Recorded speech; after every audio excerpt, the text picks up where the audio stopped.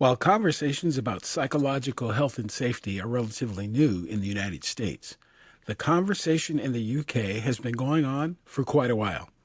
We'll talk with one of the pioneers of the movement, who is also a former health and safety regulator, up next on this episode of the Psych Health and Safety USA podcast.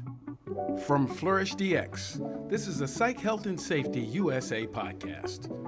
As workplace mental health has become a global priority, there's a greater focus on addressing psychosocial hazards. Each week, we look at psychological safety from an occupational health and safety perspective. Let's talk psychological health and safety. Welcome to this episode of the Psych Health and Safety USA podcast. I'm your host, Dr. I. David Daniels, and I want to thank you for tuning in.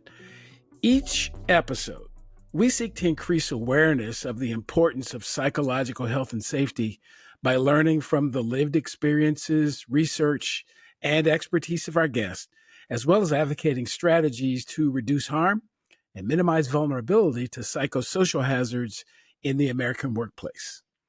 So about 4 years ago, I found myself up at about 6 o'clock in the morning local time, watching a webinar that was being held to discuss at that time a new standard that had been developed regarding psychological health and safety at work.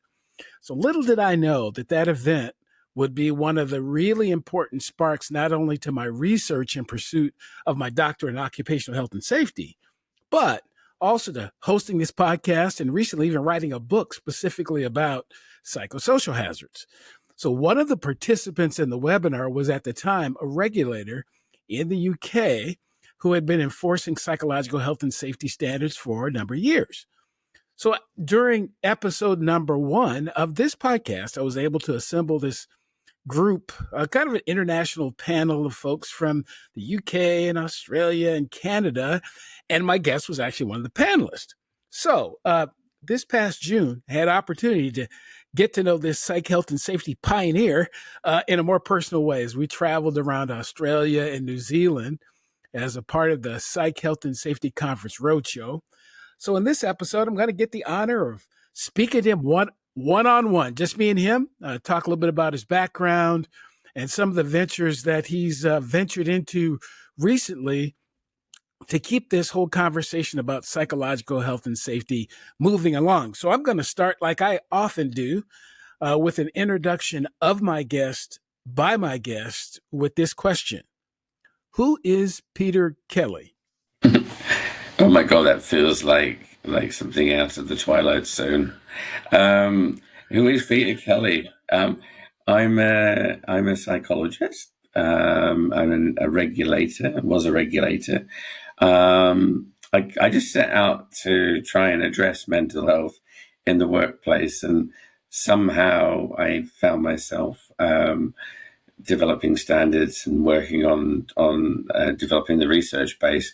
But it grew from a passion when I was working clinically, seeing people and thinking, well, if I'd seen 4 people in an afternoon, at least 50% in some cases would have had work-related mental health issues.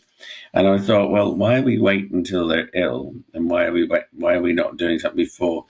Desmond Tutu said, it's no use pulling people out of the river. You've got to understand why they're going into the river in the first place.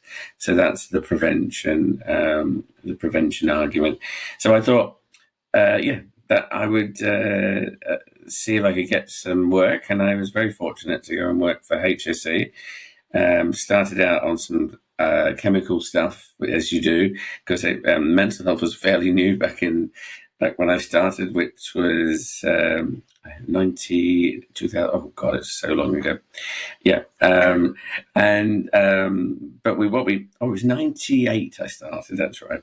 And so what we were left with was an increasing amount of people, and guess what? It's still increasing, and it really increased over lockdown, and we know that's because we can predict that because back in 1917. Spanish flu pandemic, 2 things happened: global depression and an outpouring of mental ill health. But we don't learn from the past sometimes. Let's hope we learn for the future.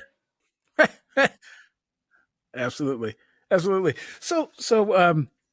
A question that I ask everyone who comes on, just to get their perspective on it.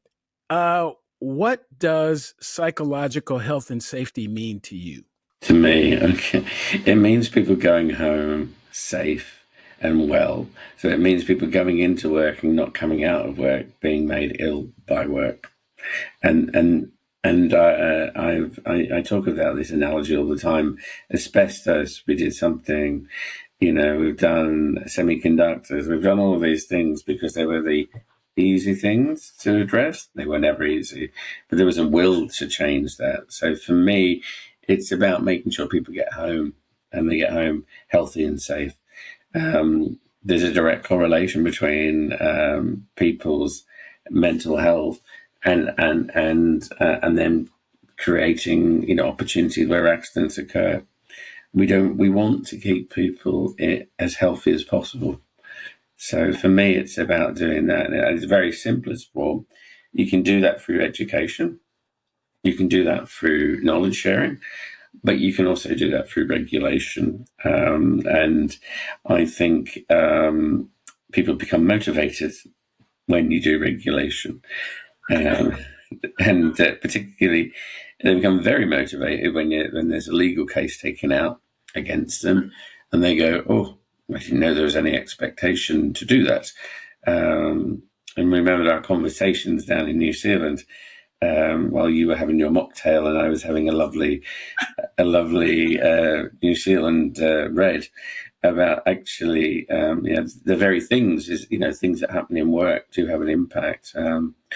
It was just a tremendous opportunity. I don't know about you. We're going to sort of go off slightly here, but to be with three people that are all exactly the same, completely geeking out, it was, and it was like you're on a bus and you're having a conversation about the work of Karasek, and you're like, I love this. This is, or you're having a glass of wine and you're talking about different constructs. But what I think for me, that's what it's all about. I mean, sensible, reasonable conversations. Don't be scared of it. Don't wait till it's there. Do something to manage it.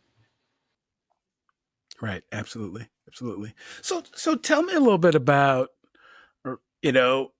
how a kid, wherever you were born, decides that they want to be a mental health provider guy. How does that happen? Were you sitting around playing with toys and going, "Someday I want to be a psychologist"? Or so? How did you come to?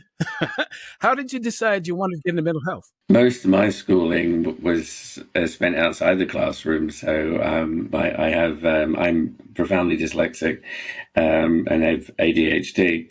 And back in the 1970s, that wasn't really understood. So I was categorized as a naughty boy. I was bored, basically. So I was bored, and things that I used to that would enjoy, like science, where I excelled in. It's up because I could get to do something and stimulate my mind. So I never set out to be a psychologist. I was working as a nurse, and then I was on a specialist unit for adolescents. And when we were in there, the psychologist at the time came up to me and he went, why are they doing this? What's the reason for the behavior that you see in front of you? And I went, well, why are you asking me? Because no one ever asked me what that was. He said, well, why do you think they're doing it? And I said, well, I think they're bored. He said, well, how would you find out if they are bored when they're having these incidents? And he introduced me to a beautiful thing called antecedents, behavior, and consequences, the ABC of understanding risk. What happened before, what was it like, and then what were the consequences. And I went back and I produced a chart for him, and he said, so that's brilliant because you've been able to show exactly when this person becomes distressed. And that took me on that was the opening of a hole in my life where I went, oh, that's pretty cool. And I went to get an access course. I have no formal qualifications, so I had to do an access course, which is a way to help people with dyslexia to learn.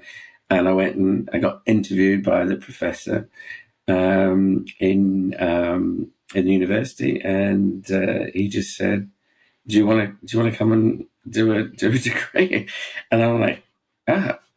Yeah, and so that's it. Started out with someone believing in it and trusting in it, and everything else I've done is about building people up. So we're working with people. Sharing knowledge is really important. We'll talk later about the being real and the rationale for being real about this, but ultimately, someone invested time in me, and then my job is to invest time in others. But because of the dyslexia and because of the ADHD, it means I look at information in a very different way. And whereas other people say, I don't know how you remember that information or how you find data points. But so actually, the thing that was potentially led to me being outside the classroom has now put me firmly in the classroom, which is, yeah. So I don't, yeah, my actual careers advisor said I should be a jockey, and I said I can't ride a A horse. writer. So yes, Wow. I said I can't ride Wow. a horse. And when I got my first degree, my mother went in to see the careers advisor. And said not bad for a jockey. But and I to this day I still can't ride a horse. So I'm very open to learning to ride one there. So. Yeah, I've ridden a horse a couple of times, and the last time the wife and I were on vacation, we rode horses, and we're both city kids, and we decided, nah, we'll pass on the horse riding stuff.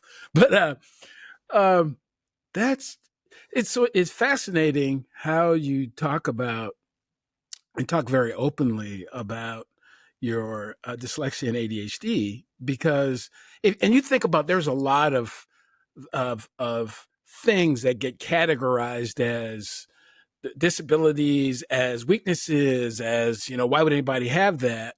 And I guess I prefer to just look at it as people are just different. They have different ways of seeing the world, different ways of interpreting things, and they aren't disabilities, they're different abilities because there's some things about the world that you can see that I'll never be able to see because I don't have that level of attention or focus on it. And there's probably some things I can do a little bit better than you can, but that's what makes the world such a wonderful place is that we're just different people, and that's okay. Why is it that we can't all take our differences, and make something that's really great for all of us, which is, I just think that's a wonderful thing.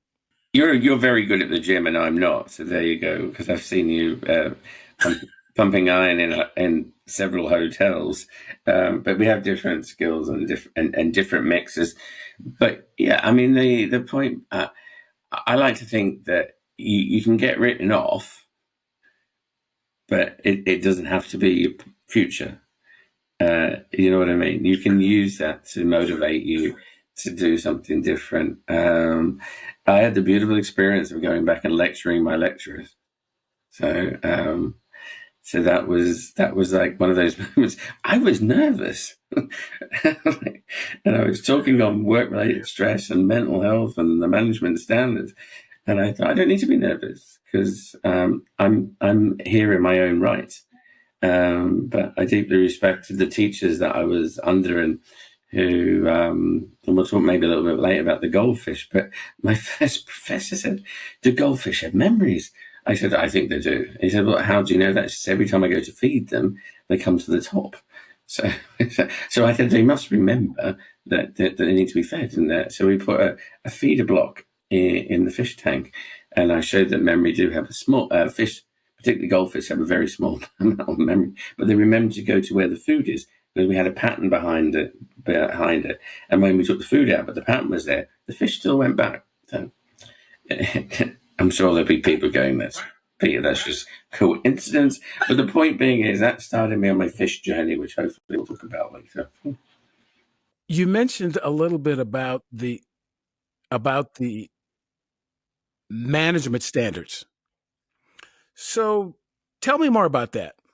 Yeah, so back in 1999, the UK government was looking at 9 million days lost to work related to stress, depression, and anxiety.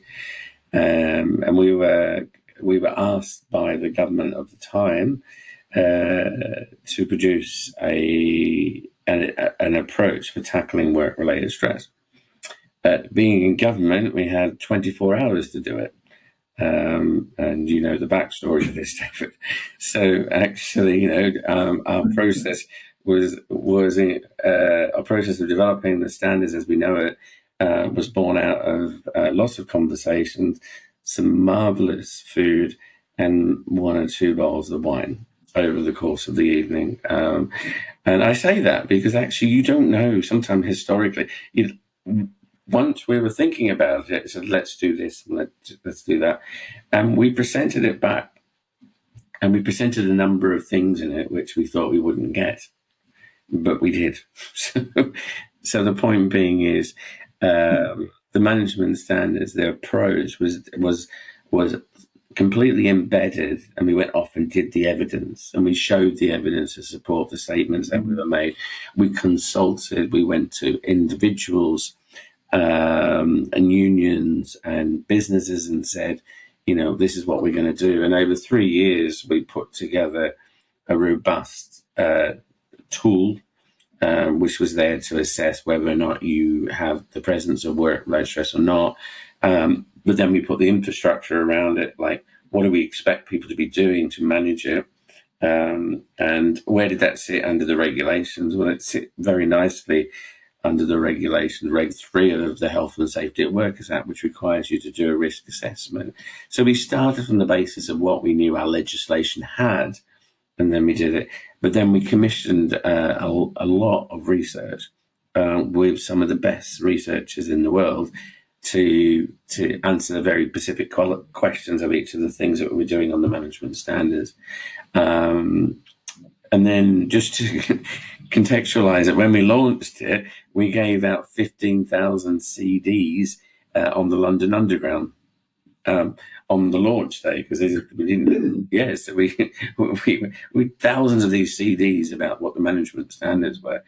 So it was different, but interesting. By the time we launched, which is 2004, it's 12.3 million days lost to work-related stress, depression, and anxiety. So it's gone up 3 million. We launched in November 2004. If you remember when that was, George Bush. It was on the day of the election. And when we launched it with complete support. So we put in multiple training, multiple presentations. We went different places. We put support material in to give people the guide of what they needed to do. And then we collected statistics and data, and we assessed, and we started building the fabrics of the tool. We'd already done the tool with 6,000 people, which had helped us to develop the question set that we had there. But then we didn't stop there. We then collected data from each of the people that completed it, and that helped to level out the scores so we knew what we were looking at. Within 2 years, we'd seen a reduction around 9.8 million. It was around that. So by doing something, we saw a response. Thankfully, at the same time as we launched the standards, we also did a couple of notices to reinforce the fact that the legislation. We didn't go out looking for them; they came and found us. Is the best description. So we did that, and we reinforced the fact that you could do this. You could look at where the problem was, but then you had to do something about it. And there's a beautiful thing called Reg 5 of the Health and Safety Workers Act, which requires to have a management system. So we emphasised that, and then that will take us later on to this journey where we ended up being involved in the international standard. But if you get the evidence right, and you're doing the research, and you're looking at the theory, and you're developing the theory, it's a strong position. The tool still remains valid and active, but it now includes frequency and duration, whereas previously it didn't. But you see, back at 2000, we weren't talking about frequency and duration, but in 2008 and 9, we started talking about frequency and duration, and it was like, and we thought, well, how do we measure frequency and duration? So there's research that was coming through. So then from that point, it takes a while for it to filter through, but yeah. once you were able to digitalize the product, because remember we were working off CDs and off PDFs and etc., and then you can start to build on it. The core questions still produce the same outcomes. They're in 6 areas: demands, control, role, relationship, support, and change. And it gives you a category score in each of those, but it tells you they were the areas at the time, back in 2004, that were thought to be valid based on the research. So it depends how geeky you want me to get here. I'm conscious. Do you want me to get geeky? Well, I'm really into it. So, Okay. So the Karasek, the godfather, as we call him, said that demands, control, and support were important, and they are important. High demands, low control, and low support, and they are mitigated by relationships being good and negative. Change, which, if not done well, leads to, as an outcome, very often leads to people experiencing work-related stress, and the social side of things we sort of underestimate. Now, it was interesting with those 6 areas, and we put them down. It was the work of Edwards, Thorell, and others. So it was solid at the time. But what we did is we adapted as we went along, as we got new research. Some of that research we commissioned, some of that research we didn't, and there was a real further to develop the science base that's around there. So yeah, and I'm happy. I have all of the original papers. Total geek, but the fascinating thing, that David, I had I met Robert Karasek at a conference, and we sat down and had a glass of wine and a cake, because we were in Bordeaux. And he said, "You know what, Peter? I'm seeing something different." And I said, "What's that?" And he said, "What do you think?" And I said, "I think control was a lot more important than we've ever seen, and so was support." And he said, "Yeah, so lockdown taught us that control and support were key in how people coped and managed it, and that would help you to manage your demands." So that would be a flip side of from a research perspective. So if you've got control and you feel you're supported, you can manage your demands. But if you've got really bad demands, you're still not going to be able to manage them. But again, I'm hoping that the research going forward will have a look at that. We'll look at the impact of control and support, and develop research there. Right. And there's job demands resource model as well, JDR. Do you need more psych health and safety in your life? Then head over to the FlourishDX Academy for several free on-demand e-learning courses.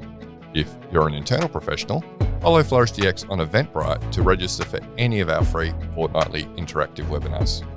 Our flagship professional practice program is also exclusively available for internal professionals. The 12-week course blends theory, applied practice, and interaction with other professionals through live lectures and a monthly community of practice session. Find out more about all these learning opportunities or inquire about a bespoke in-house training at the FlourishDX Academy. www.45003.org. Now back to this episode. So it appears to me that the work in the UK started with focusing on these kind of 6 kind of primary factors, and then when Canada picked it up, theirs went to 13. And then when Australia picked it up, theirs went to 17. And then when the ISO standard came out, they've got 88. And so the numbers keep getting bigger and bigger, but the underlying issues are really still the same. It doesn't matter if you're looking at one aspect or looking at 100 of them.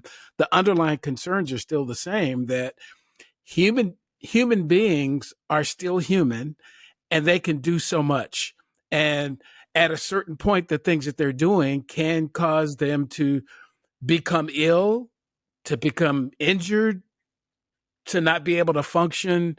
And that really should be the underlying real concern there, is how healthy are the human beings? Yeah, and how are you going to keep them healthy would be really a useful construct, isn't it? Yeah, so, I mean, in terms of the work we did with Canada, sorry, go on.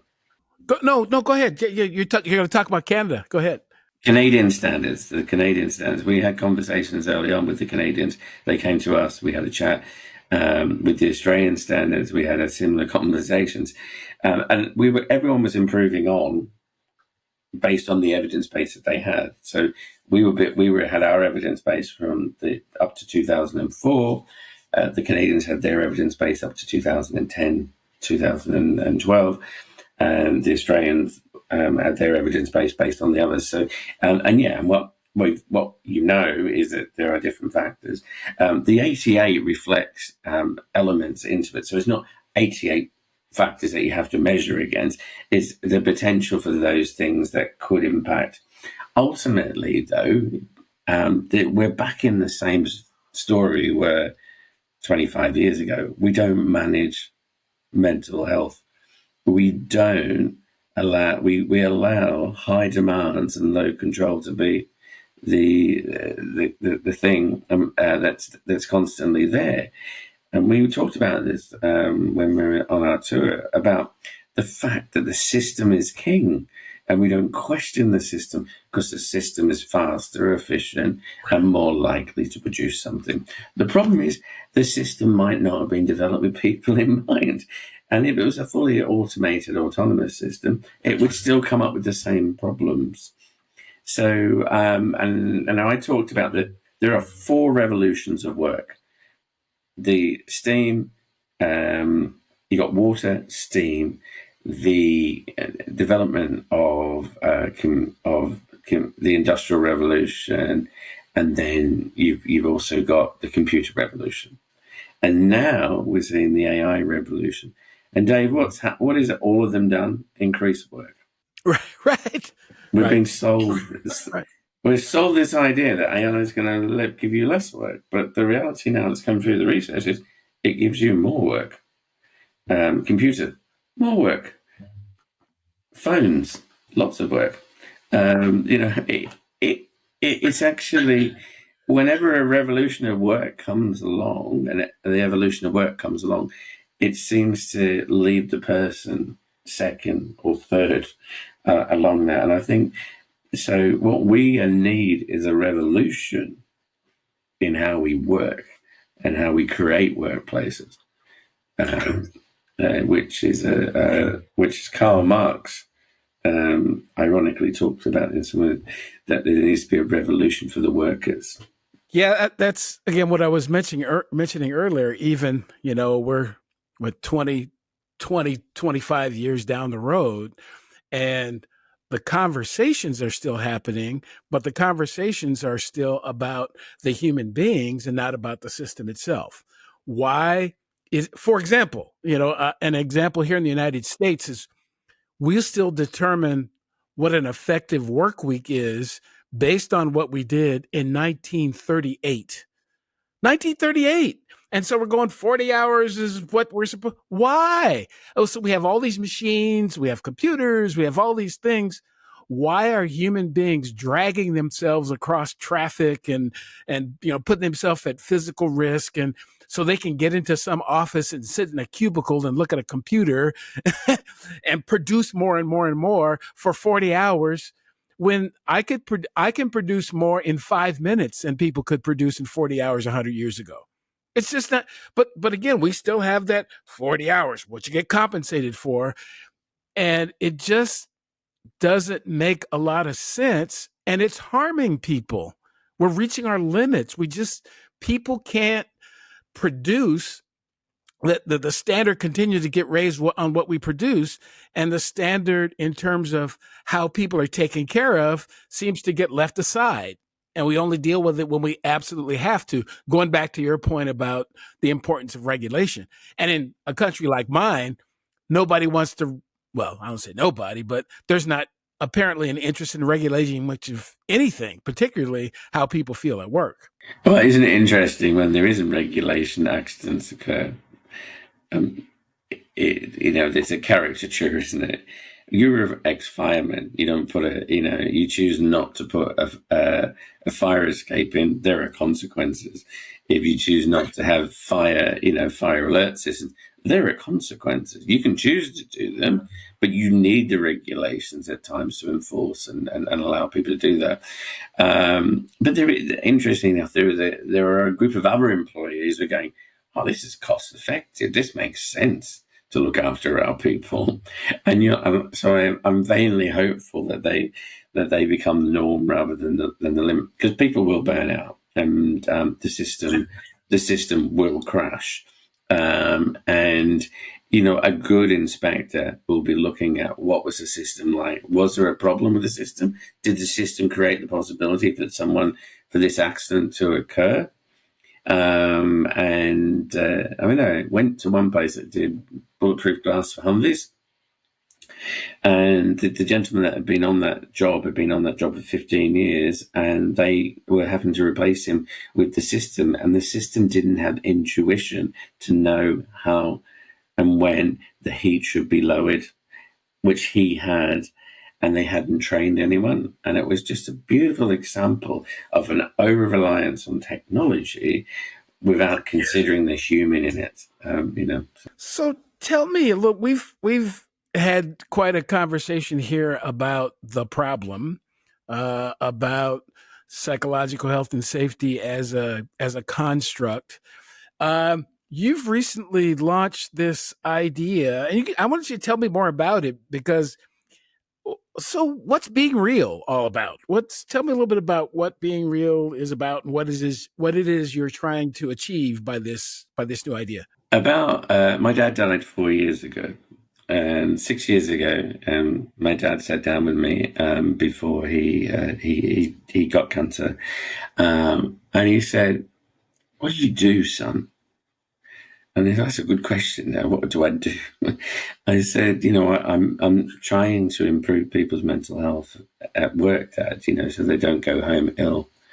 He said, "Why aren't people just being real, son, about mental health? Why are they're not looking at how it impacts them on work?" And I just sat there and I said, "Dad, if I ever leave the government and leave the civil servants, and should I ever set a company up, I'm going to call it Being Real." And I was reminded of that when I went to decide on the name of the company, and I thought Hajia sounds really good, which is the goddess of well-being.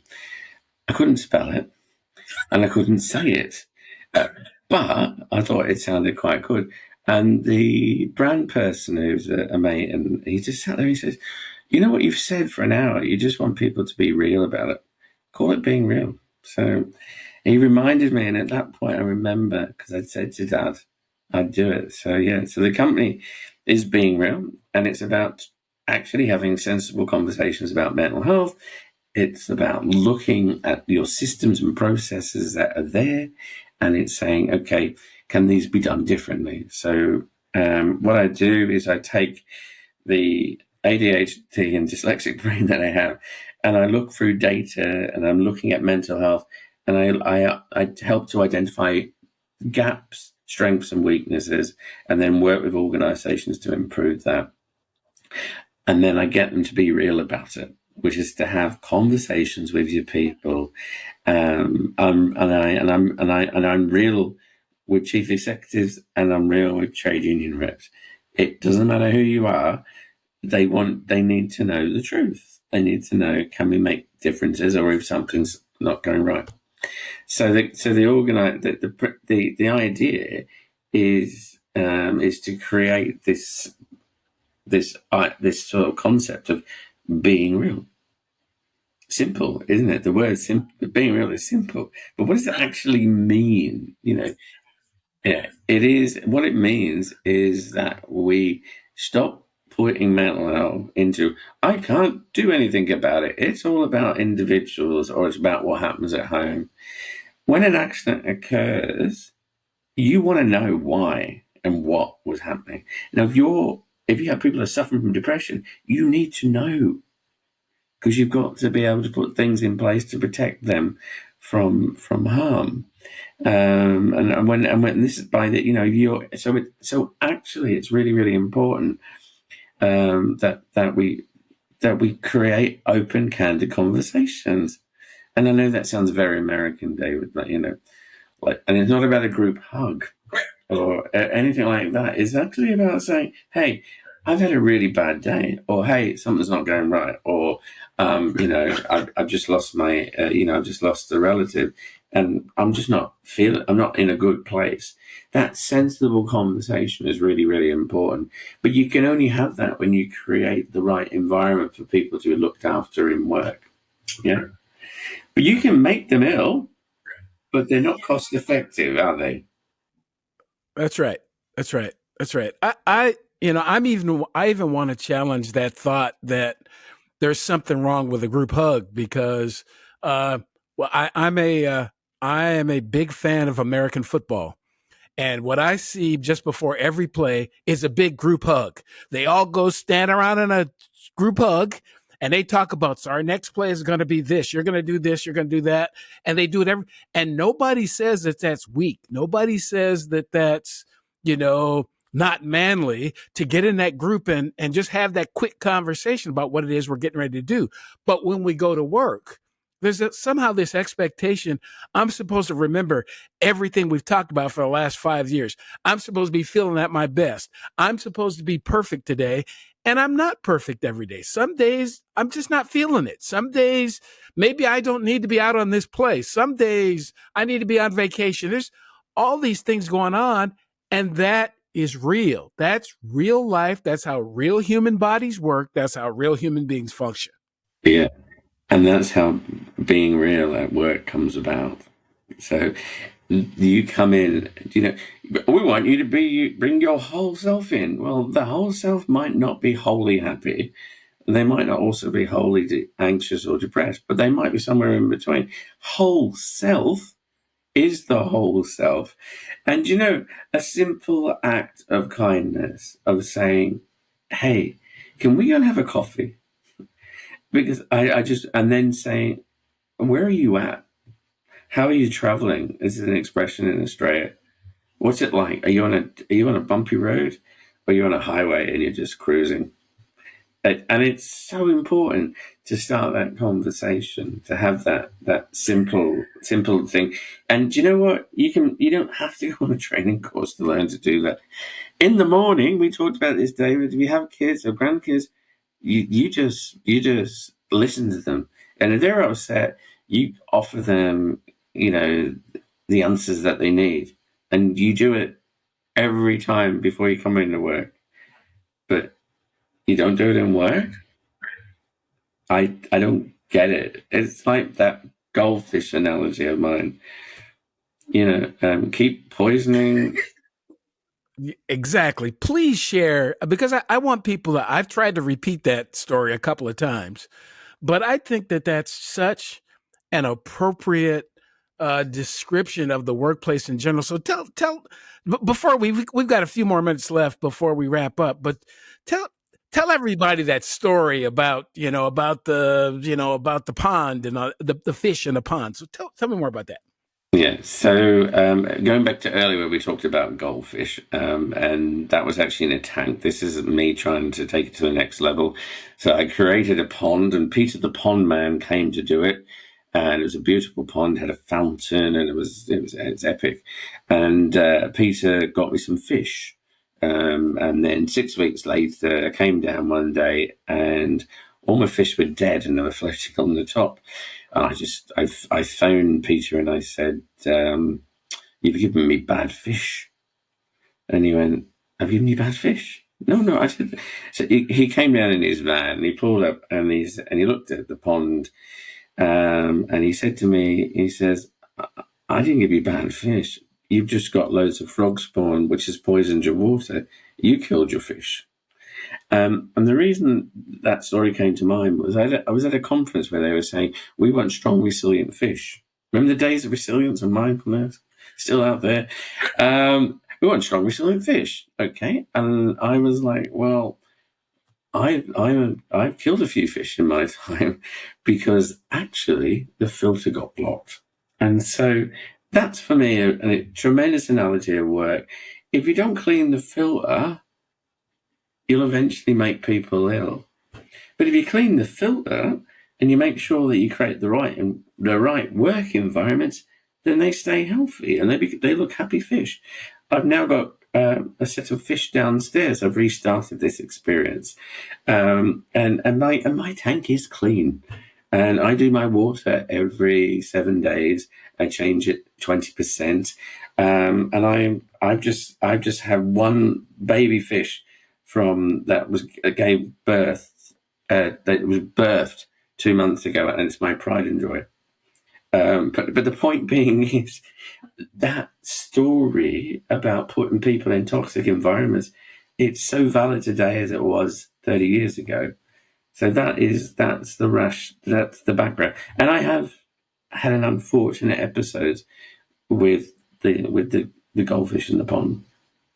And the goldfish is in the tank many years ago, but that's an entirely another story.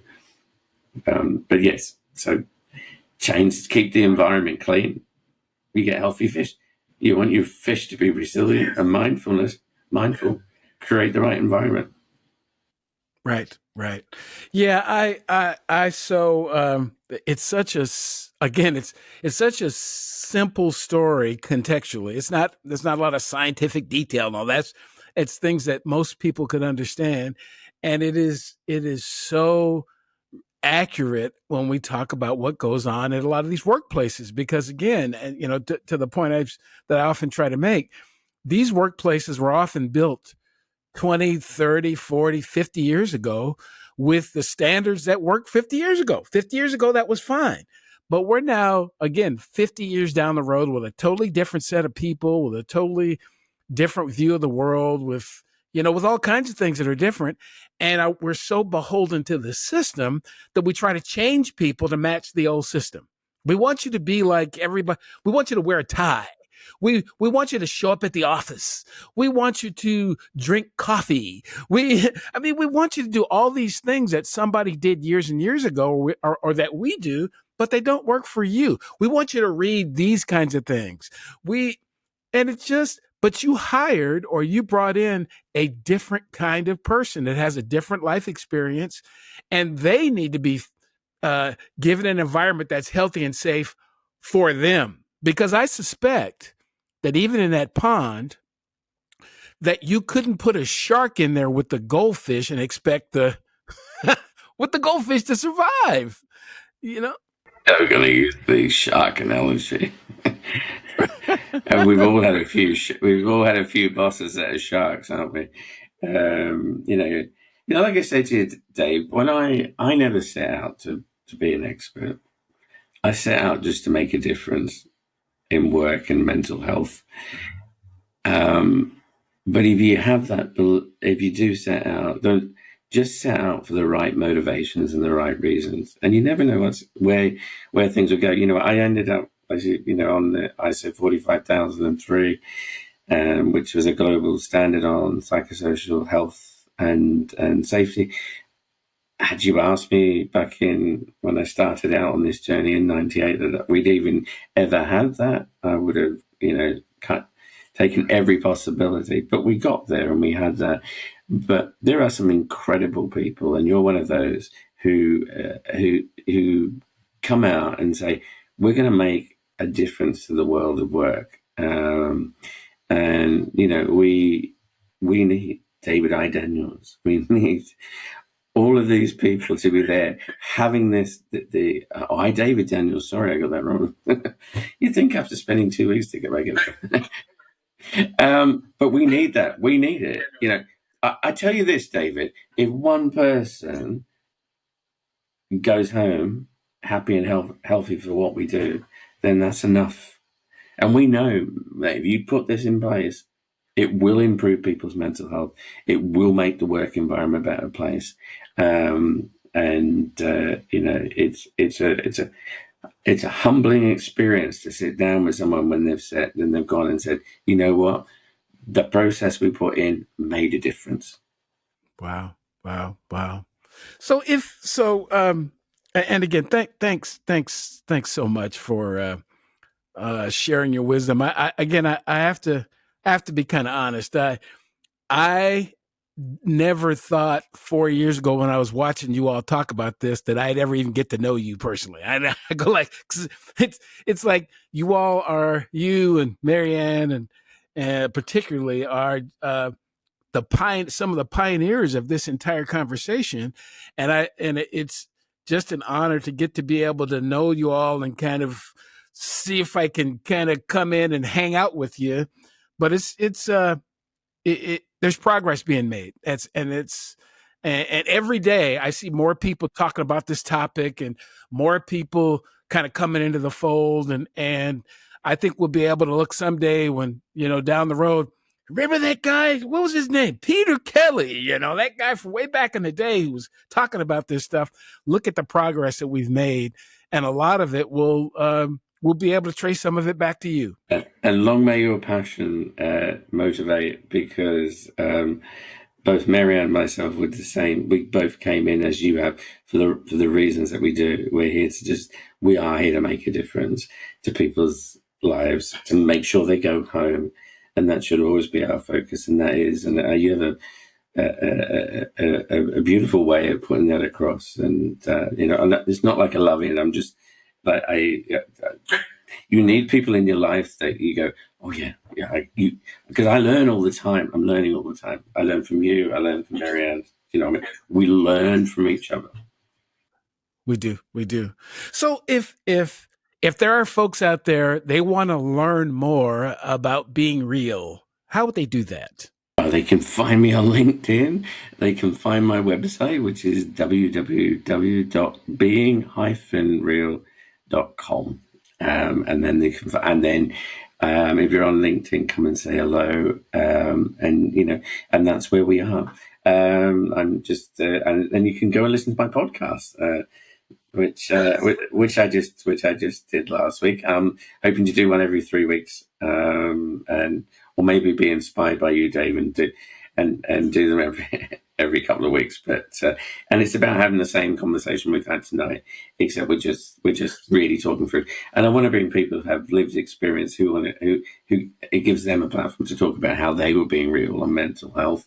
And I think that they can get in contact that way, and then happy to have a chat. I'm only 12 hours from Atlanta, Georgia. I can be on a plane tomorrow, Dave.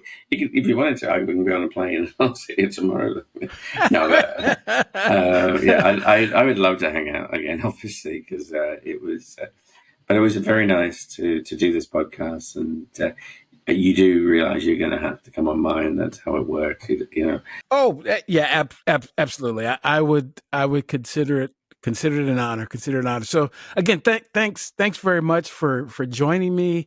We're going to wrap, and if there are people who are watching or listening to this podcast for the first time, welcome. I hope something that you've heard will bring you back to a future episode. Previous episodes of this podcast can be found at psychhealthandsafetyusa.com. You can watch, like, subscribe, and share the podcast on the Flourish DX YouTube page.